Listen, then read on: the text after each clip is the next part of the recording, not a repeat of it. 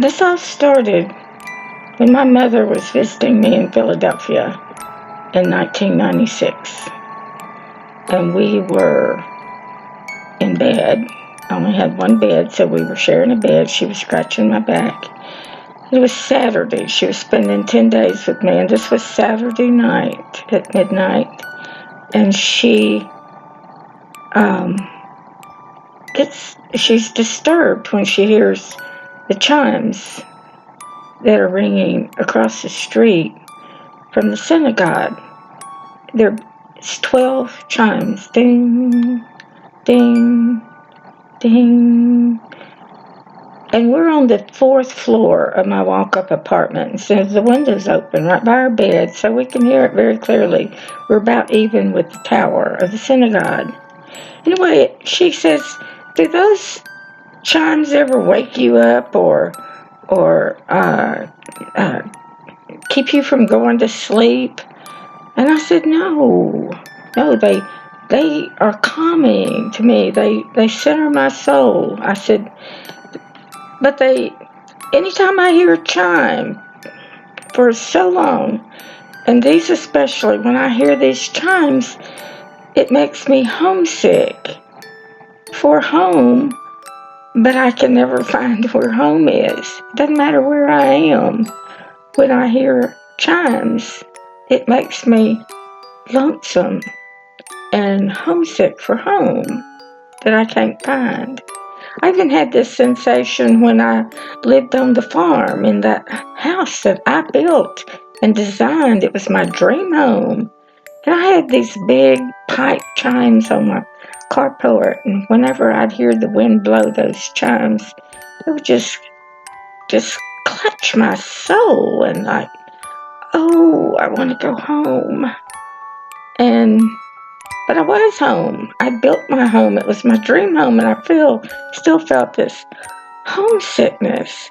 So I was telling my mother about this feeling that I liked the chimes, that it caused me to want to meditate and think about things. And she had already her eyes had already started welling up.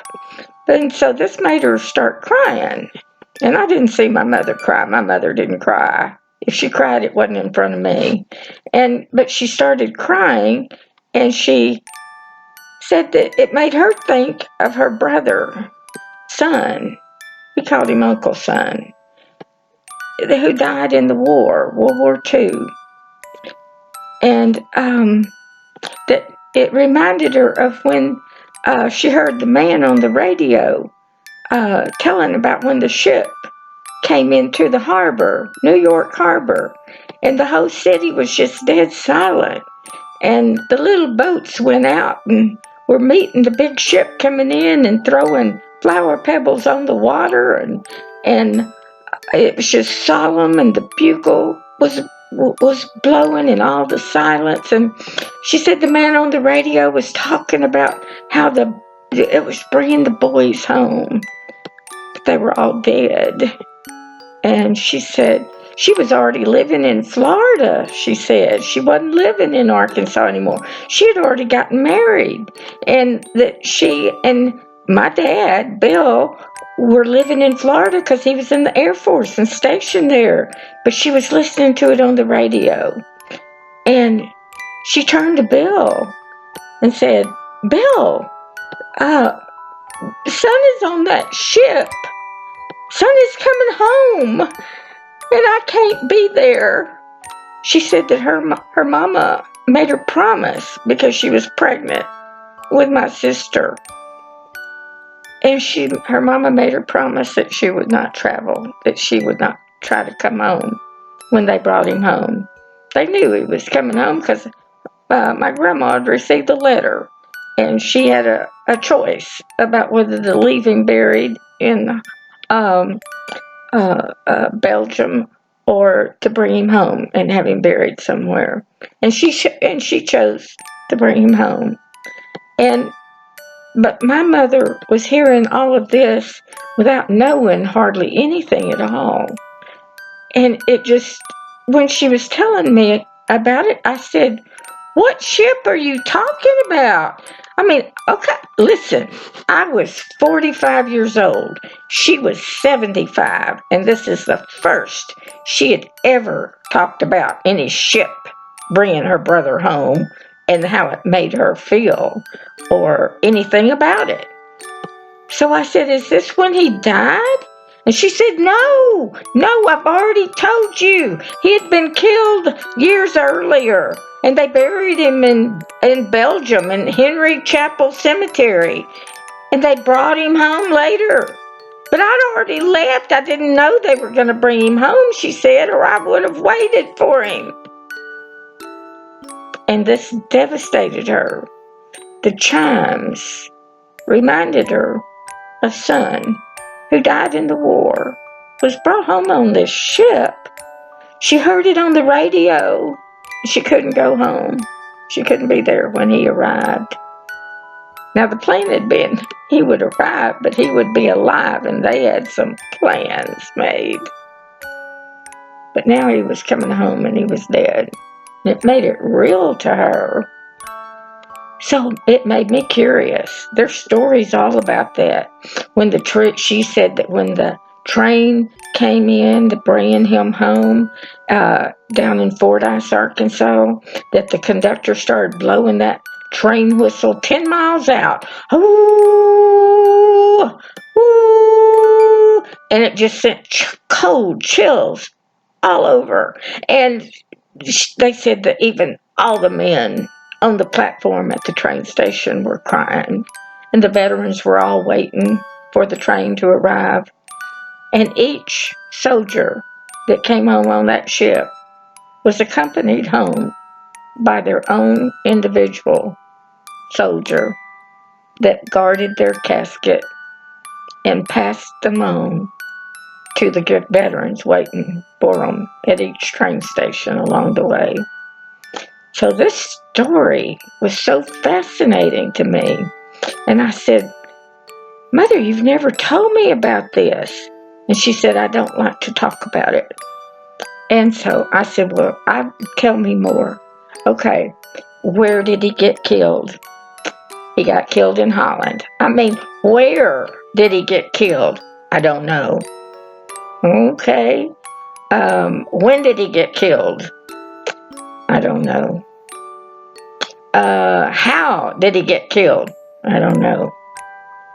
"Okay, let's go back.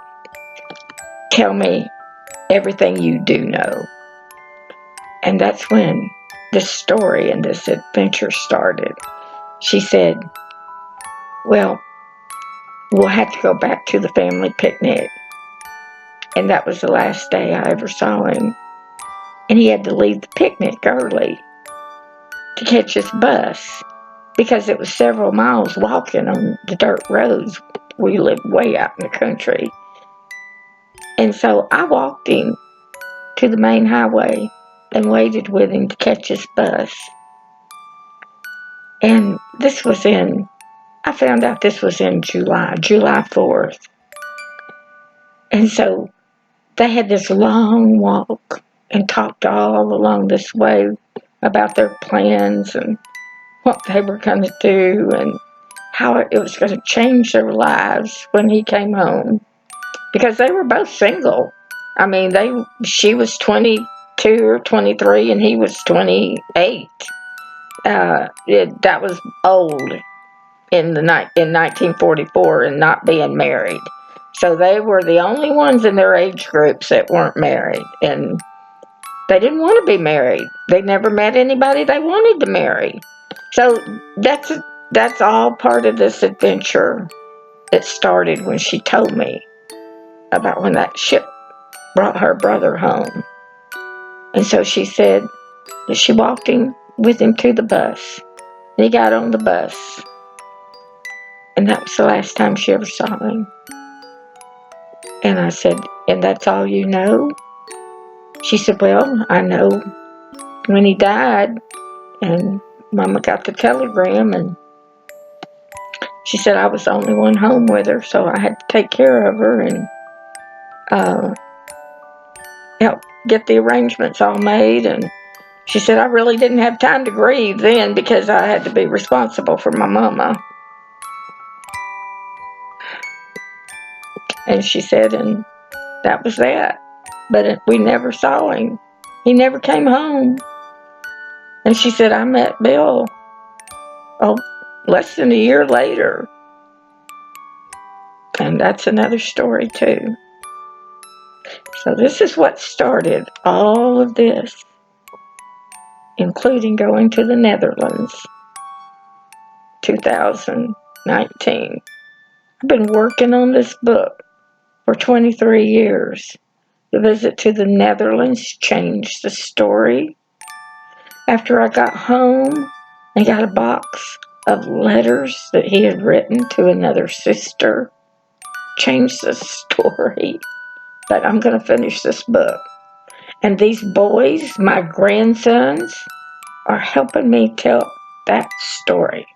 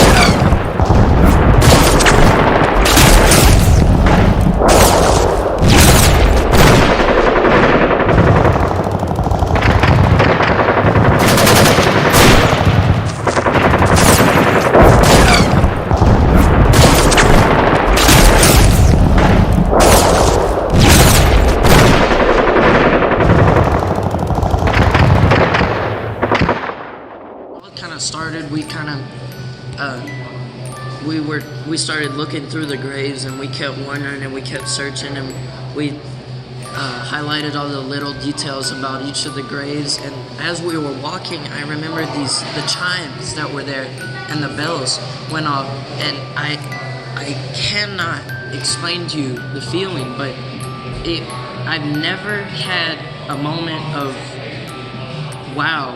Like it was a surreal and unexpected moment of wow for me when the bells went off, because I felt like they sang the song of the soldiers, and they were the soldiers' spirits being released, and the soldiers telling us that we were where we belonged, and we were part of their siege, and we were part of their legacy, and that feeling followed me throughout the entire trip in the Netherlands, because I kept telling my grandparents and my cousin that I belonged there, and I felt like I'd lived there before, and I swear it was some unknown feeling that just went through me as the chimes and the bells started playing. Just a moment of absolute awe for me.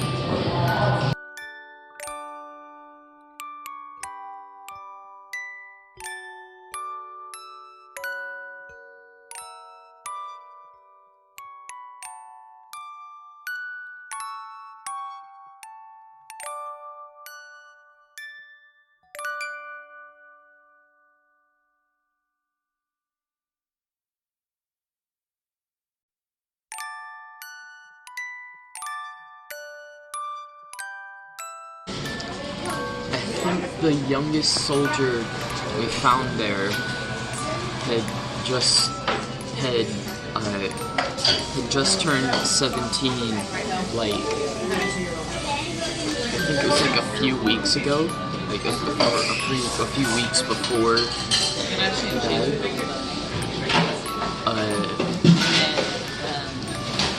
so like it's like kind of depressing.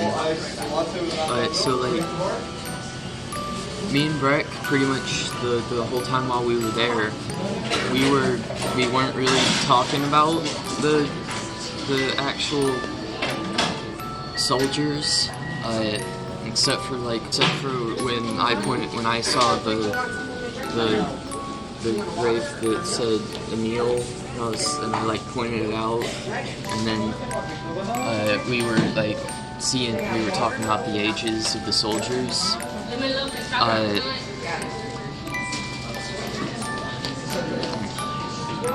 And so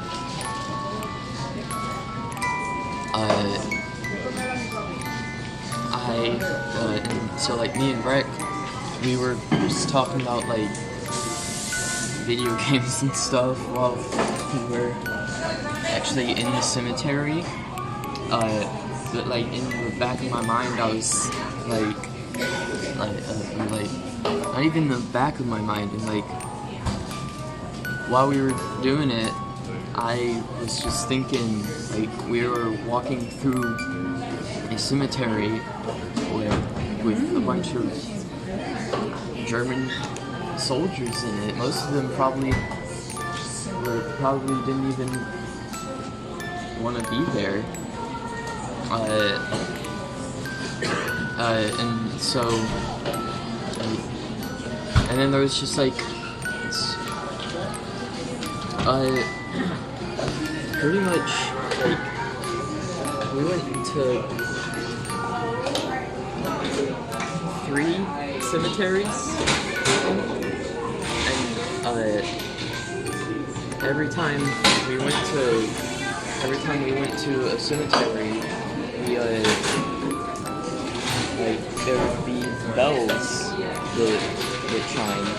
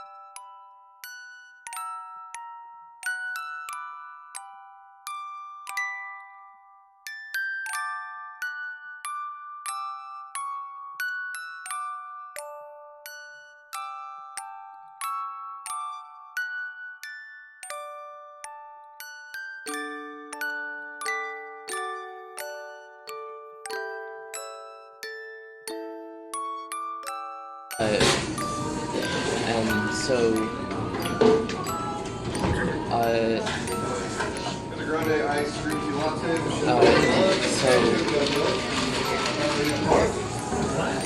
like when we got to the German soldier cemetery,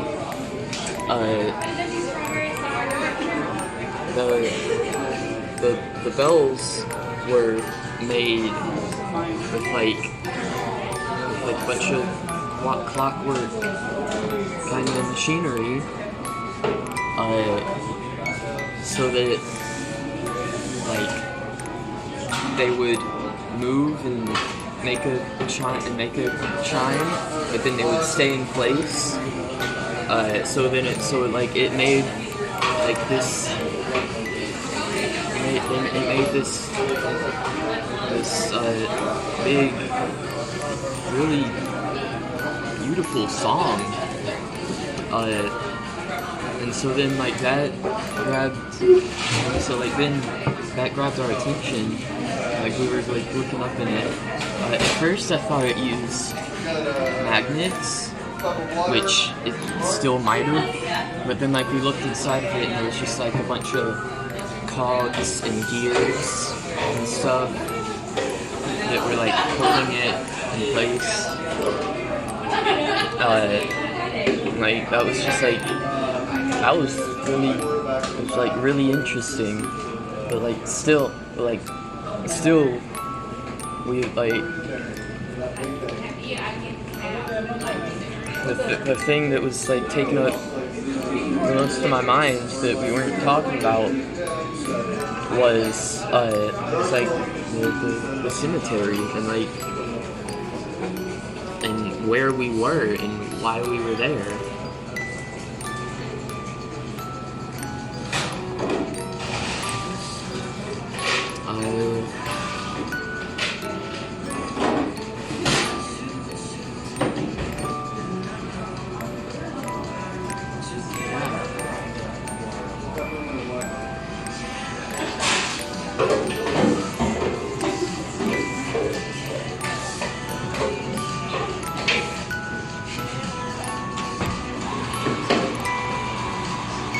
It's kind of hard to describe what I was actually feeling.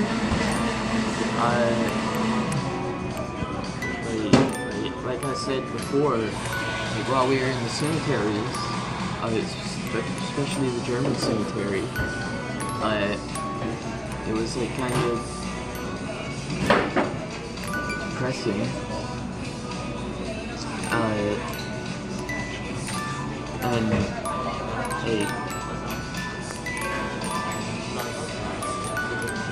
like being in another country, it was just like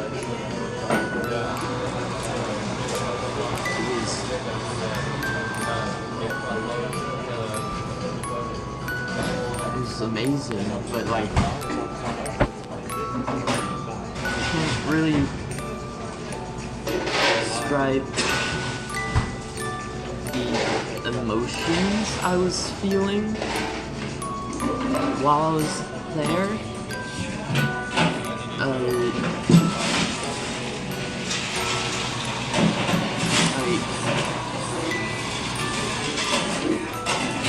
It's a lot harder to put my emotions into words than it is my thoughts, because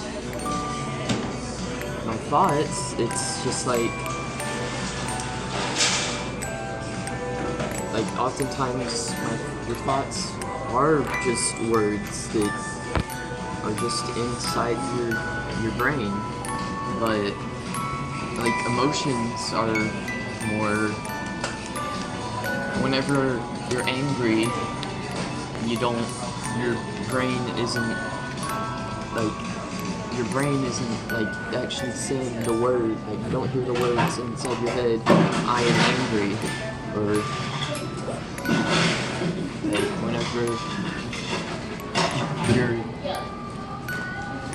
like whenever you're bored, you don't really hear the words inside your head saying like I am bored.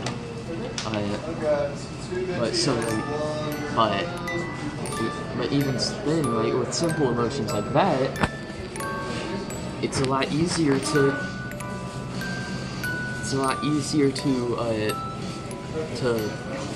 vocalize, to actually like say it, because it's very simple concepts.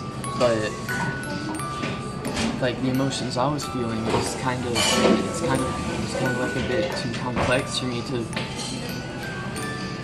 actually put into words.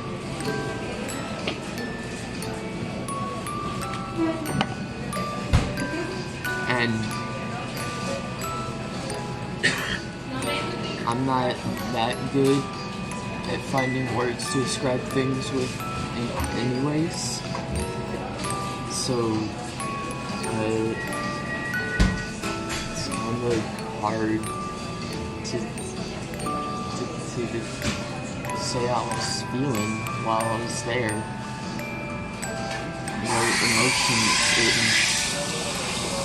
What emotions it invoked. Invoked? Is that the right word?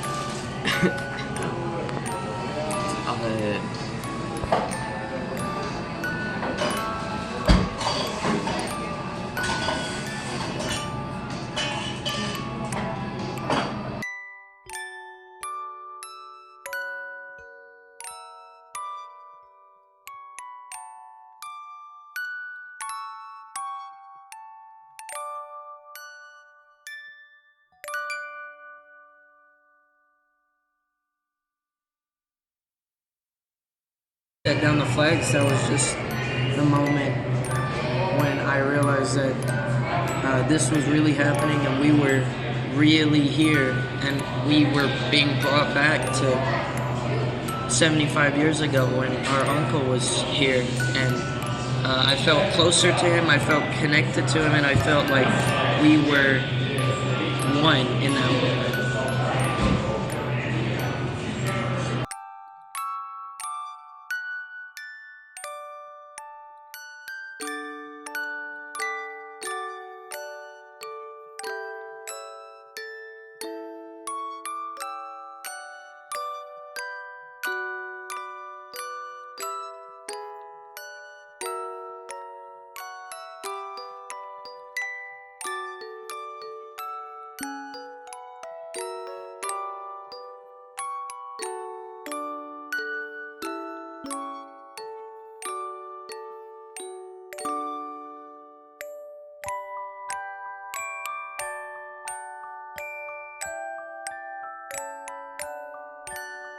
Well, I knew there was going to be some type of celebration about Uncle Son in the Netherlands, so I thought that would be a good trip for him to not only experience a different culture or different countries, but to have that connection with his family.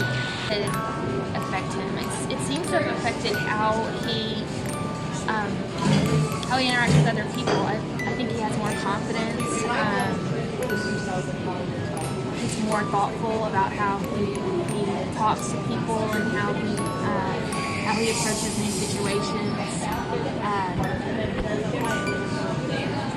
He carries himself differently. He just has a kind of wisdom that he didn't have before. And this is all. So you went to the Overloon Museum 9 years ago to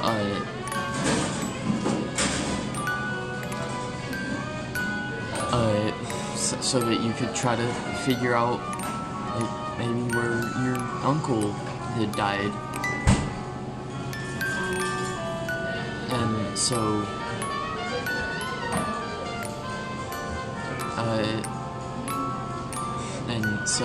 you got to the museum and there was nothing about the Americans.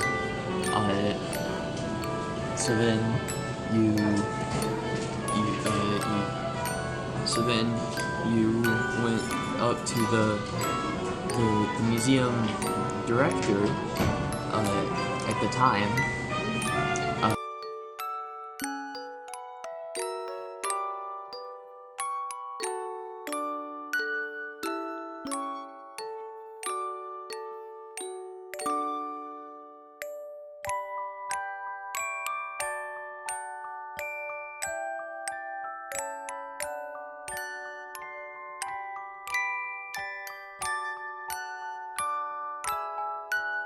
And you asked like, where's all the stuff about the Americans? Like,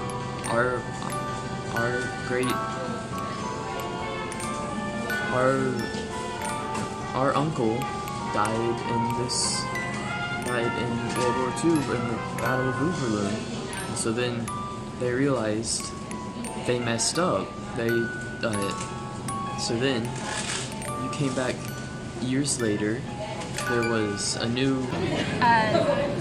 The Eve's mom was talking about her trip and going, and we were in a text conversation, three of us, me and Mom and Bridget all of a sudden asked if Breck could go. And Mom got excited about it, and they were talking back and forth, and so I was just an eavesdropper on that conversation, basically. But and I decided on the spur of the moment that, well, if Breck was going to go, I wanted Bird to go too.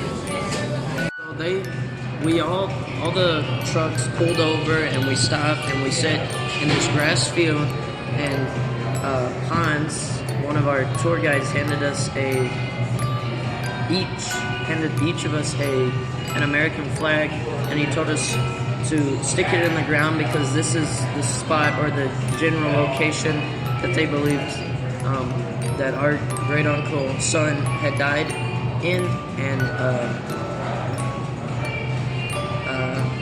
it was when he told me that, and we set it down, and they took pictures. It was very interesting because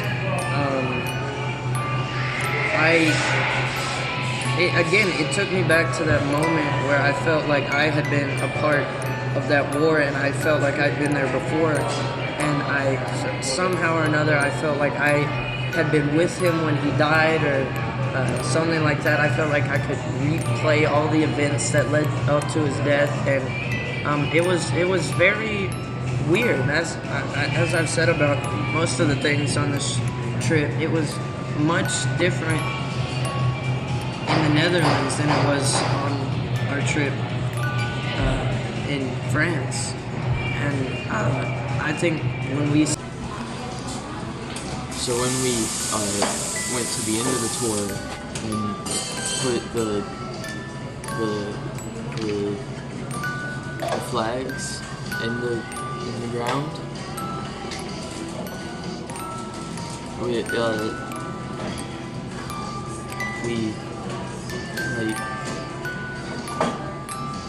I kind of felt like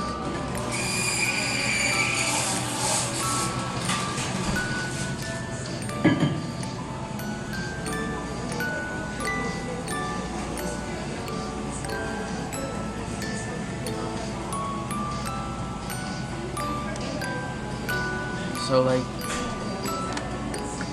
whenever we would like take pictures at a place like that, like at a grave or at the spot where he was killed, they would always, like, the people taking the picture would always be like, try to smile more. And like I always felt I felt bad for smiling because I felt like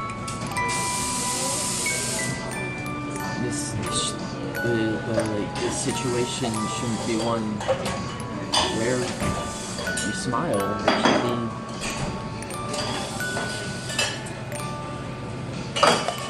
It should be more serious and kind of sad. I still did, like, there will, like, in pretty much all those pictures, I'm smiling.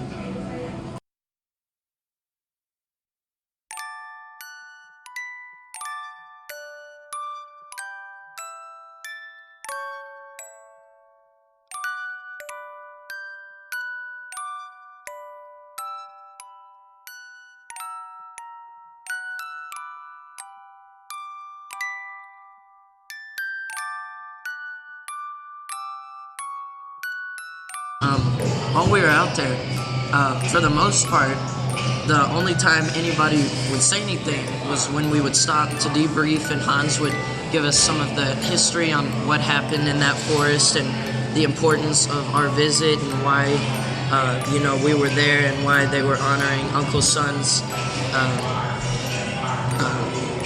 fight in the war. And the only thing I could think about was how I was probably close to the same age as some of the soldiers that were there, and probably close in height and weight, and how I don't think I would have had the mental strength or the mental capacity to be able to tread through those forests knowing that there were enemy troops surrounding me and hiding in the bushes. And a lot of times we would kind of, a lot of the times we took the pictures, something would be messed up, or somebody would mess up something a little bit, which would make us make us all kind of laugh, kind of lighten the mood a little bit, or Janice would, or somebody would be like, wait, I don't have my camera out. And there were,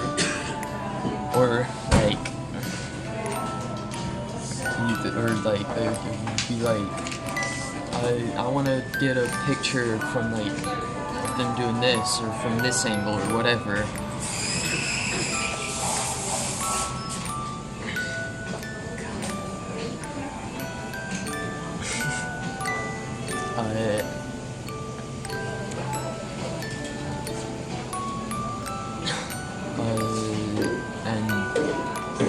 So that would kind of help lighten the mood and make me feel not as bad for smiling.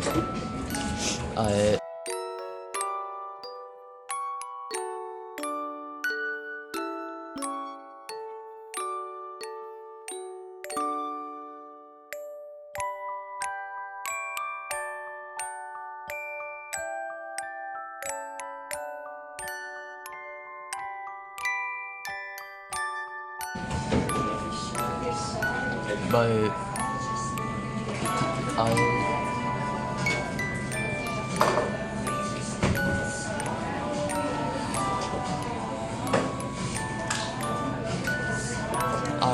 it was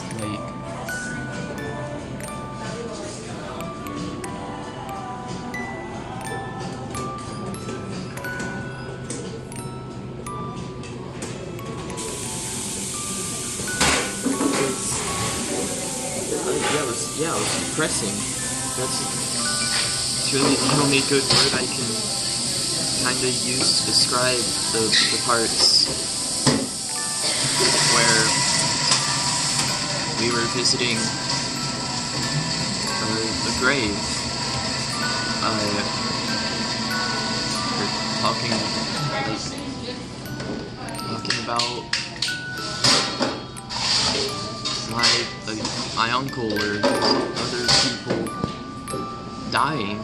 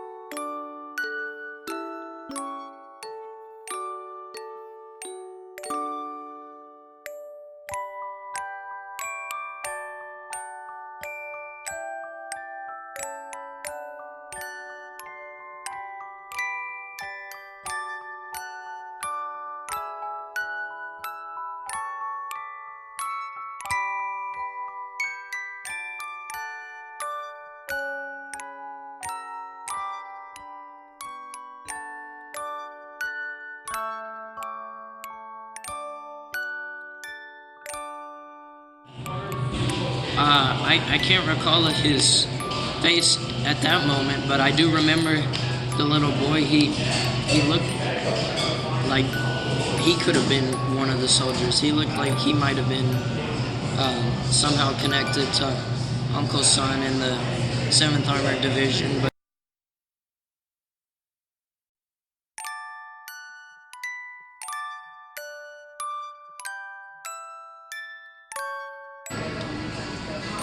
depressing doesn't sum up the whole trip as a whole, but depressing doesn't, like, sum up the whole trip, like how I was feeling the whole trip, but more like those specific parts where we were talking about the war and like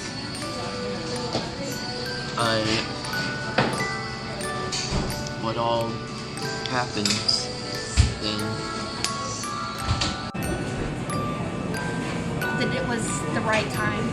He's 14, of course Breck is 15, and when I was 14, that's when my mom and I moved to Philadelphia, and that was really more of a brave thing that my mom did that I didn't know going in, but I ended up having to be brave too. And there's one of the favorite places that we go that we've taken her his whole life is the City Museum in St. Louis, Missouri.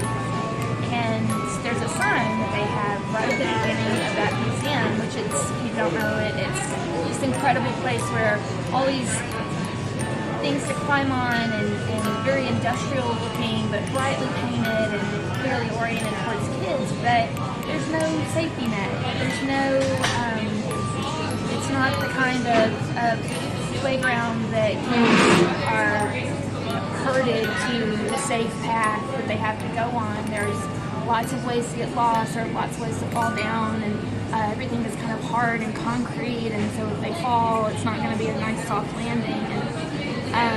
But at the very beginning of this museum, there's a sign there that says, "I want to see you be brave." And from the very first time we've gone into that museum, it resonated with me, and I think it goes back to that time when I was still a child, like 14, and my mom did something incredibly brave with us and with me, and it shaped my whole life. And so here she was going again on another adventure, and I wanted to give that to Bert, to my child.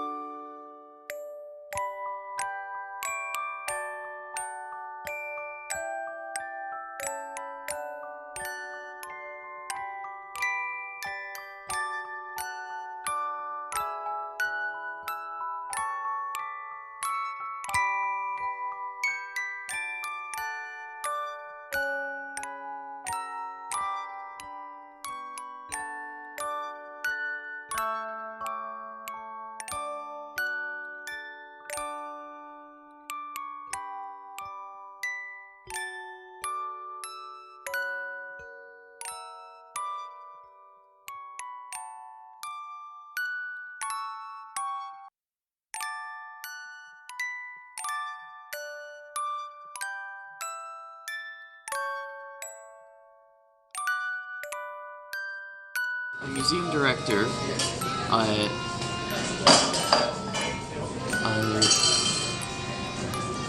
so when he and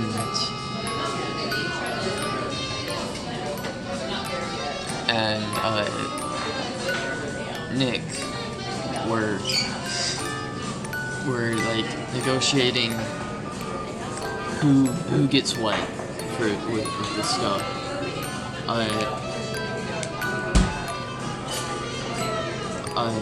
He was they eventually agreed that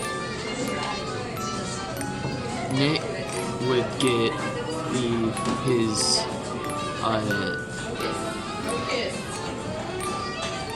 get his photograph, his Purple Heart and like the thing that said like PFC George Meece.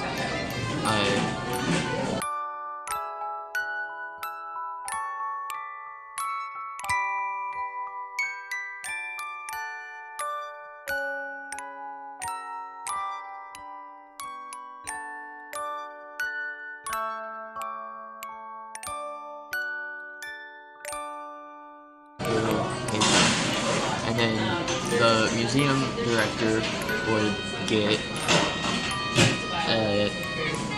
pretty much everything else, because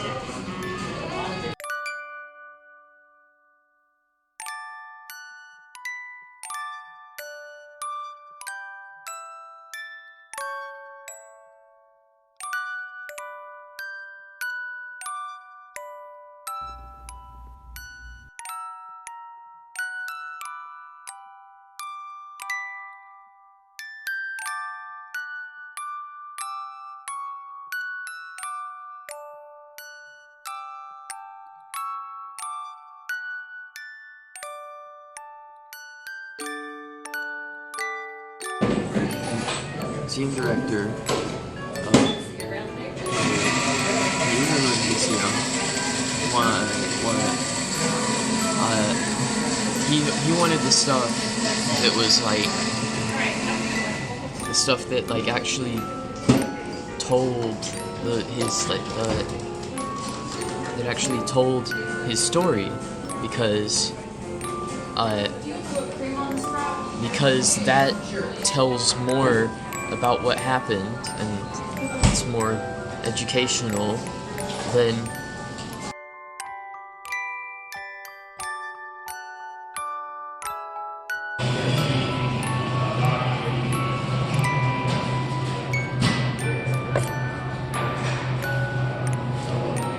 It was definitely emotionally drowning.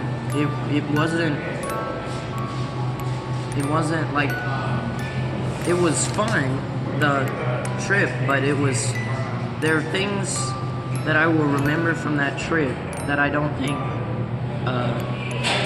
I think there are tons of things from that trip that I will carry with me throughout my entire life, and I will continue to tell my grandchildren and children and their children about. So, yeah.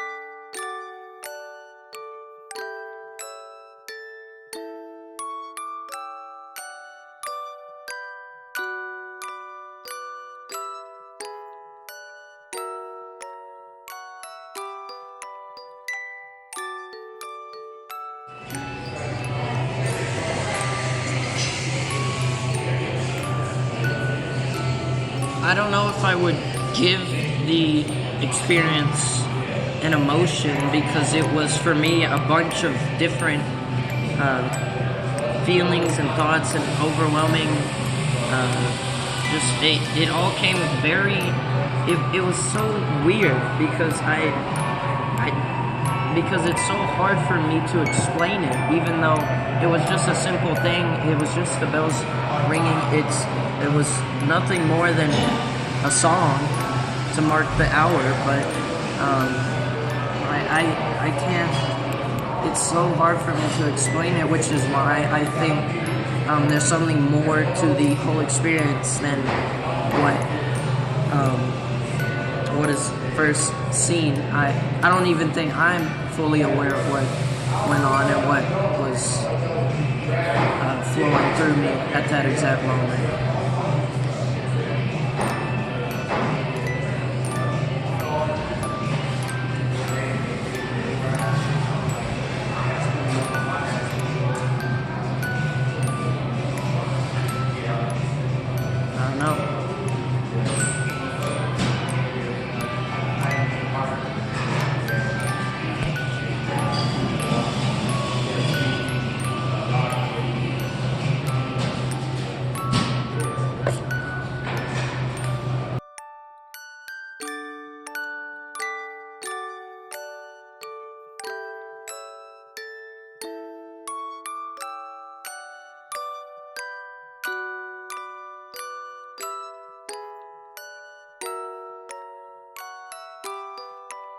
like we did probably took them a day, if not more, to do. And he talked about how they had to crawl everywhere so they wouldn't be seen. And I can just remember feeling like there was no way that I would have been able to do what they did there, and I still don't think I'm able to do what they were able to do. But yeah, I for the most part, it was just me imagining myself to be one of them, and I could see myself in that time period doing what they were doing.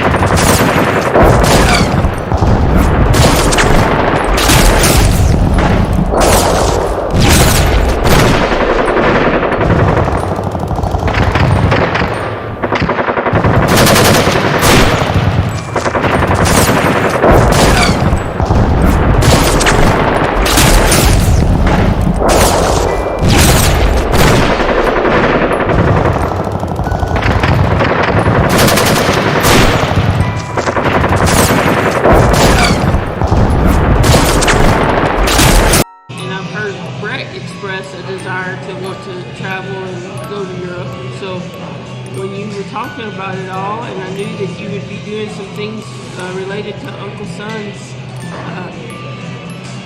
war service and stuff, and so I thought it would be a great trip for Breck to go. Plus he could help you out if you needed help.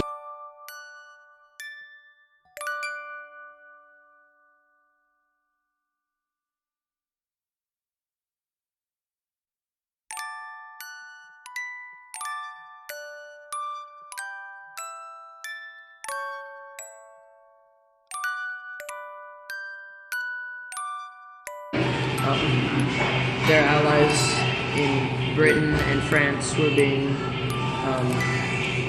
attacked, and that the Soviet Union was also under fire. So for the most part, that had always that kind of they weren't really concerned about the Soviet. They weren't really concerned about the Soviet Union being under fire. They were more concerned about the Soviet Union trying to use the opportunity to Germany weakening, taking everything and then weakening everything, for the Soviets to slowly encroach upon, is that the right word? To slowly come in and take over the rest of Europe. So that's I don't think that was until the Cold War, until during World War II, the tensions between the Soviet Union and the United States were already kind of high.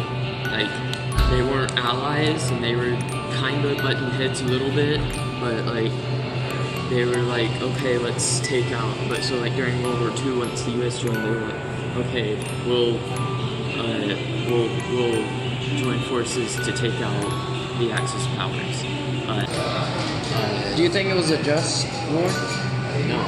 No? You don't? Why? Because,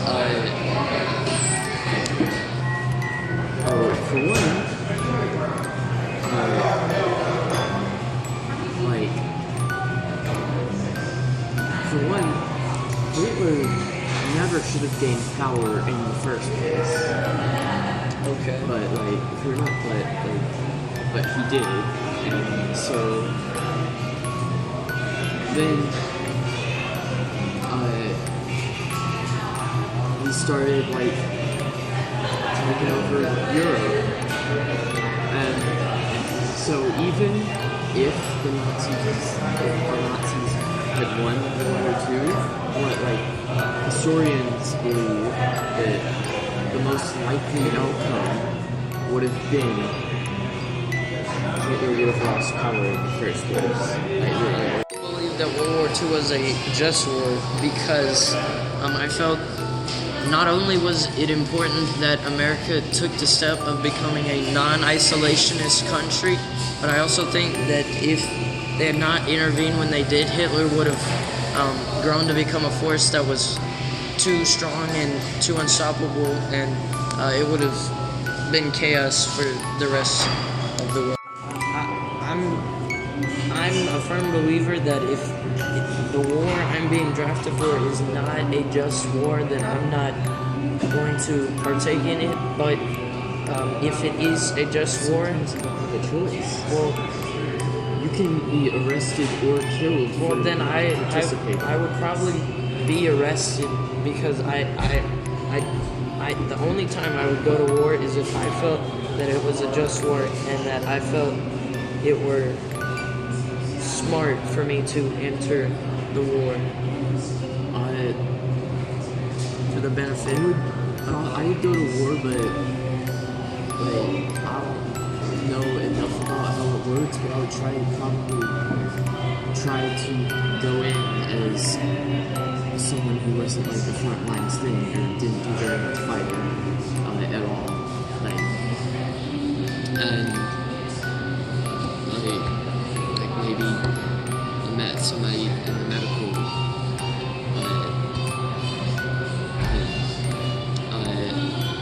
One of the I guess they weren't really part of they weren't really drafted. But one of the scientists trying to find out trying to decode what was it? The German the code that the Germans used. It was really, really hard for them to decode. It was like Enigma or something. Yes, yes, the Enigma code.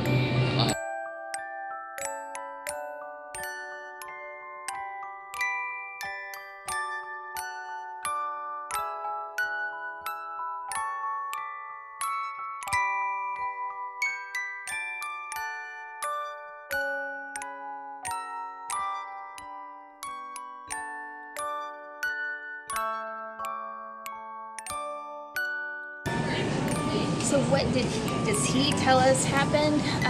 This has been a very gradual unfolding for Bird. When he got off the plane, we met him at the airport, and we all, said our goodbyes to each other. We got into our separate cars, and he was quiet. He was obviously, of course, jet lagged, but also I think he was very clearly processing the trip. So we didn't grill him then. We didn't ask him a bunch of questions. I don't think we even asked him, so tell us what happened or anything. We gave him his space, and we kept giving his space, and he kept not telling us. And this was going on for days and days. It was kind of funnier because, we explained to him that it was, we told him it was Meece, but then, he still called him Meece, which, I guess he couldn't really help it.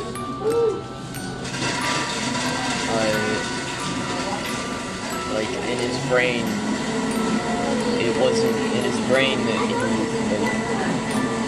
he didn't see it as Meece, he just saw it as Macy.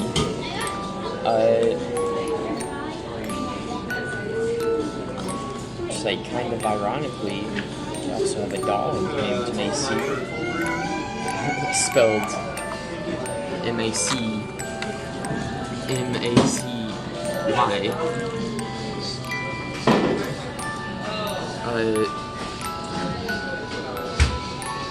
It's coming out bits and pieces. I think that he's trying to find words to say the bigger things that it made him feel.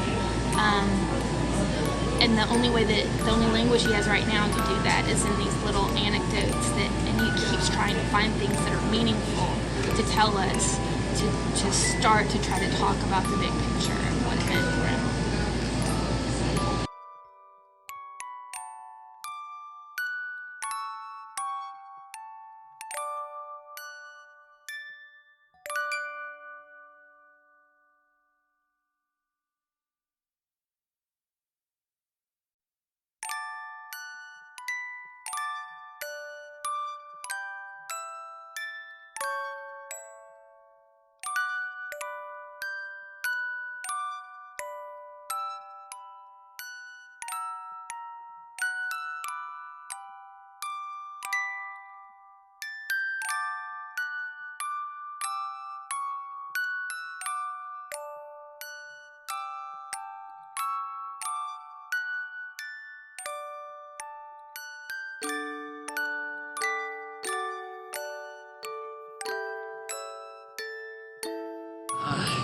Well, it was all very overwhelming for me because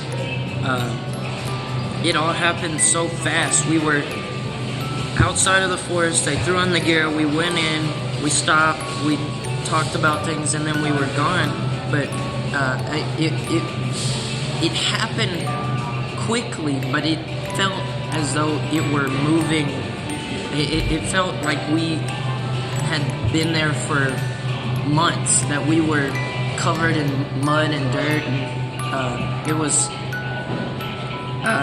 was very eye-opening, you could say, because I got caught up in the moment, and I was so immersed in this idea that I was one of the soldiers and that I was there fighting for my freedom, and that, or not my freedom, but the freedom of the Dutch and the Germans who were not.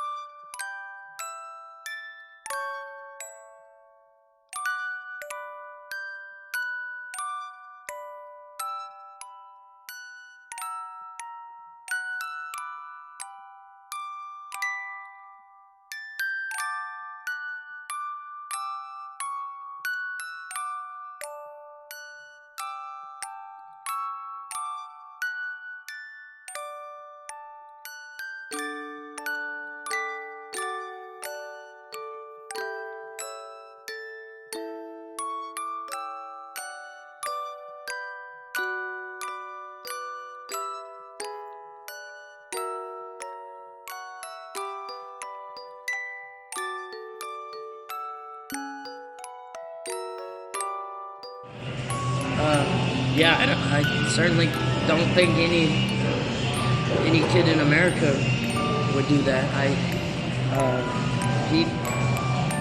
Maybe he felt some way touched by the whole event like we were, and maybe he felt that it was his job to show us that he was appreciative and that he understood our loss, and that he